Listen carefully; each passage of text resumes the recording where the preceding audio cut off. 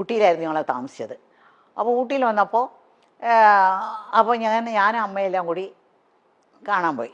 അപ്പം അങ്ങേർക്ക് എസ് രാജീവൻ്റെ 2 ഭാര്യമാരാണ്. ആദ്യത്തെ ഭാര്യ പങ്കുചെന്ന് പറയുന്നത് മലയാളിയാണ്. രണ്ടാമത്തത് വന്ന് തമിഴാണ്, വിജയകുമാരി എന്ന്. അപ്പോൾ ആ വിജയകുമാരിയും SSR നാടകത്തിൽ അഭിനയിക്കുന്നത്. ആദ്യത്തെ ഭാര്യ ചുമ്മാ കുറേ പിള്ളേരായിട്ടൊക്കെ വന്നിരിക്കുന്നു. അപ്പോൾ ആദ്യത്തെ അമ്മയും ഞാനും കൂടെ നാടകം കാണാൻ പോയിരുന്നു. അപ്പോൾ അച്ഛൻ സുഖമില്ലാതെ കിടപ്പാണ്, അത് കാരണം അച്ഛൻ അടിക്കില്ല. അപ്പോൾ ഞങ്ങൾ നാടകം കാണാനും എല്ലാം കൂടി അമ്മയും കുറച്ച് പേരെല്ലാം കൂടി പോയിരുന്നു നാടകം കാണാനായിട്ട്. അപ്പോൾ നാടകത്തിൻ്റെ ഇടയ്ക്ക് വന്ന് ഇൻ്റർവ്യൂലൊക്കെ വിടില്ലേ, അപ്പോൾ അമ്മയും ഞാനും കൂടി പുറകെ ആ മേക്കപ്പ് റൂമൊക്കെ ഉള്ള സ്ഥലത്ത് അവിടെ എന്നെ കൊണ്ടുപോയി. അവിടെ കൊണ്ടുപോയിട്ട് അപ്പോൾ അവിടുത്തെ മലയാളിയാണെന്ന് പറഞ്ഞു ആദ്യത്തെ ഭാര്യ പങ്കജവല്ലി. അപ്പോൾ അങ്ങേരോട് അമ്മ പറഞ്ഞു, അമ്മയോട് പറഞ്ഞു, ഇങ്ങനെ എൻ്റെ മോളാണ്, ഇപ്പോൾ ഞങ്ങൾക്ക് കുറച്ച് പ്രശ്നങ്ങൾ. അമ്മ അവർ അങ്ങോട്ടും ഇങ്ങോട്ടും സംസാരിച്ചപ്പോൾ ഇവർ 2 പേരും ഒരേ നാട്ടുകാരാണ്, ഒരേ സ്ഥലത്തുള്ള ആൾക്കാരാണ്. അപ്പോൾ വളരെ അടുത്തവർ. അപ്പോൾ അമ്മ പറഞ്ഞു, ഞങ്ങൾക്ക് പ്രശ്നങ്ങളാണ്, ഈ കൊച്ചേ ഉള്ളോ, ഇതിനെ അഭിനയിക്കാൻ വിടുന്നുണ്ട് എനിക്ക് എന്നൊക്കെ പറഞ്ഞു. അപ്പോൾ വീട്ടിലൊക്കെ ഞാൻ ചുമ്മാ ഒക്കെ ഇങ്ങനെ പാട്ടൊക്കെ പാടി ഡാൻസൊക്കെ ചുമ്മാ അതൊക്കെ ചെയ്യും, ഈ റേഡിയോയിലുള്ളത് കൊണ്ടല്ല. അപ്പോൾ അമ്മേൻ്റെ വിചാരം എനിക്ക് ഭയങ്കര ഇഷ്ടമെന്നാ. അപ്പോൾ അങ്ങനെ അവർ പറഞ്ഞു, അങ്ങനെയാണോ, അങ്ങനെയാണെങ്കിൽ ഞങ്ങൾ പോയിട്ട് ഞങ്ങൾ ഇങ്ങനെ അത് അവിടത്തേക്ക് വരാനായിട്ട്, ചെന്നൈയിലോട്ട് വരാനായിട്ട് പറയാമെന്ന് പറഞ്ഞിട്ട് അയച്ചിരുന്നു. അപ്പോൾ അവർ നാടകമെല്ലാം കഴിഞ്ഞിട്ട് പോയി.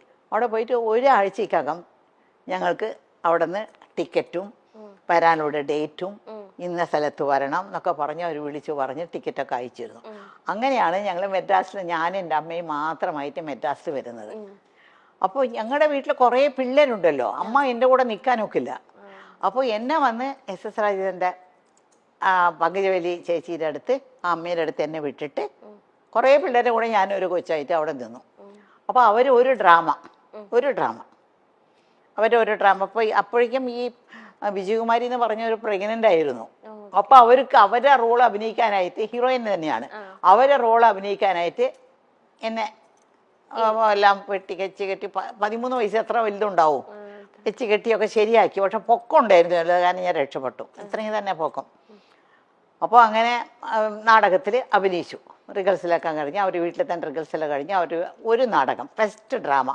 ഈ ഡ്രാമ കാണാനായിട്ട് MGRും അന്നത്തെ വലിയ ഡയറക്ടർ, ഇന്ന് മണിരത്നം എന്നൊക്കെ പറയുന്നില്ല, അന്നത്തെ വലിയ ഡയറക്ടറാണ് രാമണ്ണ എന്ന് പറയുന്ന ഒരാൾ, അങ്ങേരും കൂടിയെല്ലാം അവരാണ് പ്രസിദ്ധ ചെയ്തത്. നാടകത്തിന് വന്നിട്ട് ഇങ്ങനെ ഇരുന്ന് നാടകം കണ്ടപ്പോൾ MGRും അവരും പറഞ്ഞു, കോഴിപ്പെണ്ണി കൊള്ളാമല്ലോ, നമ്മുടെ പടത്തിൽ ഒരു ക്യാരക്ടർ ഉണ്ടല്ലോ, അതിന് ഇങ്ങനെ കൂടെ അഭിനയിക്കാനായിട്ട് പൊക്കമുള്ളത് കാരണം നമുക്ക് ശരിയാക്കാമെന്ന് പറഞ്ഞു.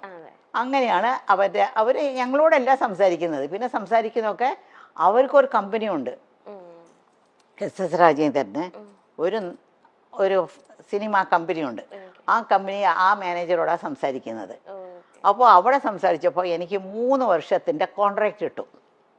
3 വർഷം പുറത്തുള്ള പടങ്ങളിലൊന്നും അഭിനയിക്കാൻ പാടില്ല, അവർ പറയുന്ന പടങ്ങളിലേ അഭിനയിക്കാൻ പാടുള്ളൂ. അങ്ങനെ അഭിനയിച്ചാലും പകുതി പണം അവർക്ക് കൊടുക്കണം പുറത്തുനിന്ന്. അപ്പൊ അവര് മുഖാന്തരം പോയത് കാരണം എനിക്ക് ഫസ്റ്റ് മൂവി തന്നെ 6000 റുപ്പീസ് ആ കാലത്ത് കിട്ടി. 6000 റുപ്പീസ് എന്നൊക്കെ പറഞ്ഞ ഇന്നത്തെ വലിയൊരു തുകയാണ്. ഞാൻ തനിച്ചാ പോയെങ്കിൽ 600 രൂപ പോലും കിട്ടില്ലായിരുന്നു. അവര് വഴി പോയി ഒരു വലിയൊരു സെറ്റപ്പിന്റെ വഴി പോയത് കാരണം എനിക്ക് 6000 റുപ്പീസ് കിട്ടി. പിന്നെ ആ 3000 രൂപ ഉണ്ടല്ലോ എനിക്ക് കിട്ടേണ്ട, അവർ 3000 രൂപ എടുത്തു, എനിക്ക് 3000 രൂപ.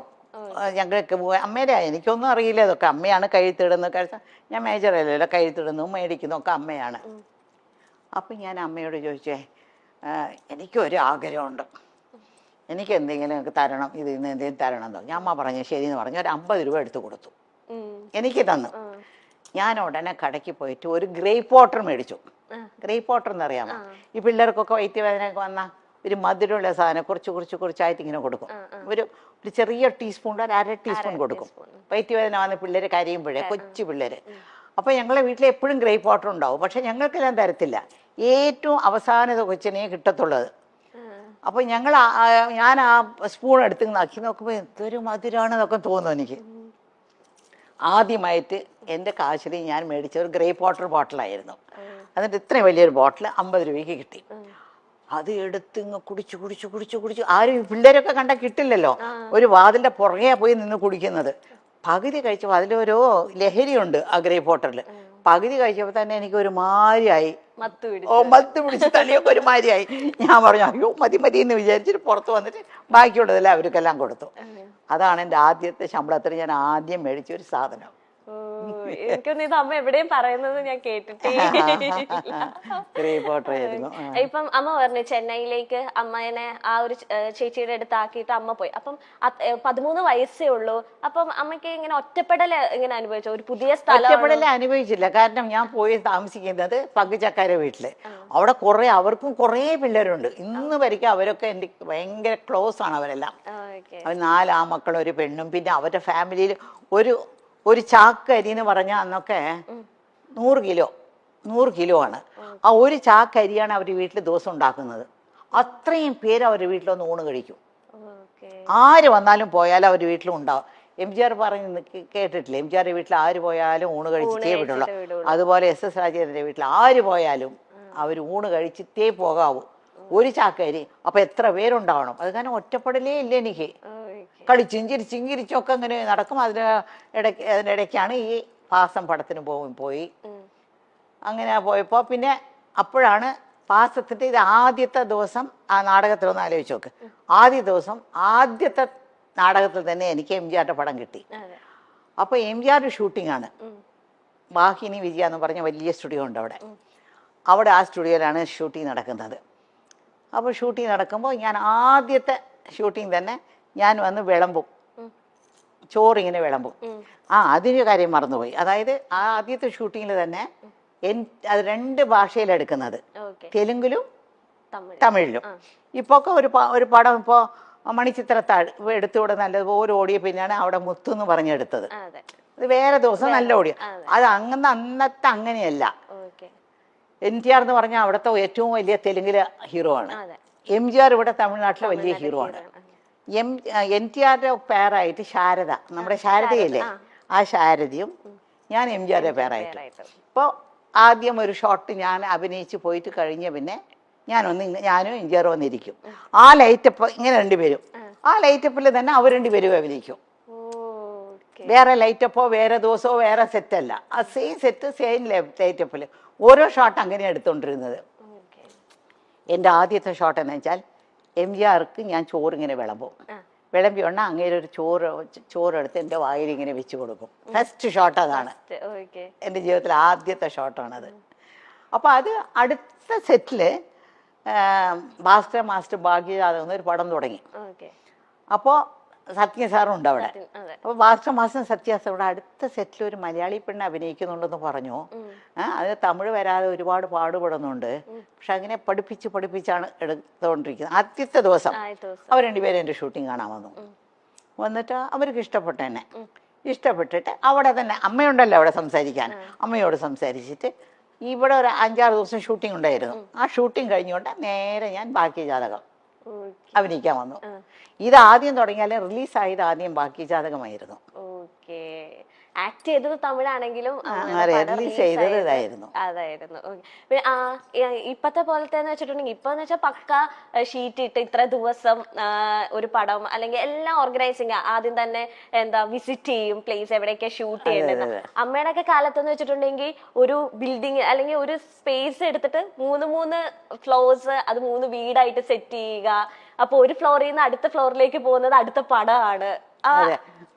ആ ഫ്ലോറിലല്ല, ഈ സ്റ്റുഡിയോ അടുത്ത സ്റ്റുഡിയോ അല്ലെ, ഈ ഫ്ലോറിൽ നിന്ന് വേറെ ഫ്ലോർ, അവിടെ നടന്ന് കുറച്ച് അങ്ങോട്ട് പോകണം. ഒരു AVM സ്റ്റുഡിയോ എന്ന് പറഞ്ഞാൽ 40 ഏക്കറിലാണ് AVM സ്റ്റുഡിയോ ഉള്ളത്, മനസ്സിലായോ? അപ്പോൾ ആ AVM സ്റ്റുഡിയോയില് ഒരു 10-30 സെറ്റുകളുണ്ട് അവിടെ, ഫ്ലോറുകളുണ്ട്. അപ്പൊ ഈ ഫ്ലോറിൽ നിന്ന് നടന്ന് ഇപ്പൊ നിങ്ങളുടെ ഇവിടെ നിന്ന് ഇറങ്ങിയില്ലേ, അടുത്ത ഫ്ലോറിലേക്ക് പോകണം. അവിടെയാണ് തെലുങ്ക്, തമിഴ്, കന്നഡം, ഹിന്ദി എല്ലാ പടങ്ങളുടെ ഷൂട്ടിങ്ങിന് മാറി എല്ലാവരും മാറി എടുക്കും. അത് എങ്ങനെ അമ്മയ്ക്ക് അത് പറ്റും? ഞാൻ അമ്മ പറയുമ്പോ അത് ഭയങ്കര അത്ഭുതത്തോടെ, കാരണം ഒരു ക്യാരക്ടർ അല്ലല്ലോ അടുത്ത പടത്തിൽ, അത് വേറെ കോസ്റ്റ്യൂം ഇട്ടിട്ട് അതെങ്ങനെ ഉൾക്കൊള്ളാൻ പറ്റുന്നത് പെട്ടെന്ന്? കുറച്ച് നാളായപ്പോ നമുക്ക് അങ്ങ് പരിചയമായി. എനിക്ക് അതൊരു വലിയ ഒരു പാടായിട്ടൊന്നും തോന്നിയിട്ടില്ല, കഷ്ടമായിട്ടൊന്നും തോന്നിയിട്ടില്ല. അങ്ങനെ കാലത്ത് അന്നൊക്കെ ഞങ്ങളുടെ അടുത്ത് കോൾ ഷീറ്റ് മേടിക്കുന്നത് ഇപ്പൊക്കെ ഒരു പടത്തിനാണ് കോൾ ഷീറ്റ്. 40 ദിവസം കോൾ ഷീറ്റ് കൊടുത്താൽ ആ പടം തീർക്കാം. പക്ഷെ അങ്ങനെയല്ല, അവിടെ എല്ലാം ചെന്നൈയിലും അടുത്തടുത്തടുത്ത് സ്റ്റുഡിയോ ആയതുകൊണ്ട് ഒരു പടത്തിന് ദിവസവും 7 to 1, അതായത് ഈ കാലത്ത് 7 മണി മുതൽ 1 മണി വരെയും കോൾ ഷീറ്റ് കൊടുക്കും. കോൾ ഷീറ്റ് കൊടുത്താൽ ആ ഒരു 10-15 ദിവസം കൊണ്ട് ആ പടം തീർക്കും. അല്ലെങ്കിൽ അടുത്ത മാസം ഷെഡ്യൂൾ കൊടുക്കും.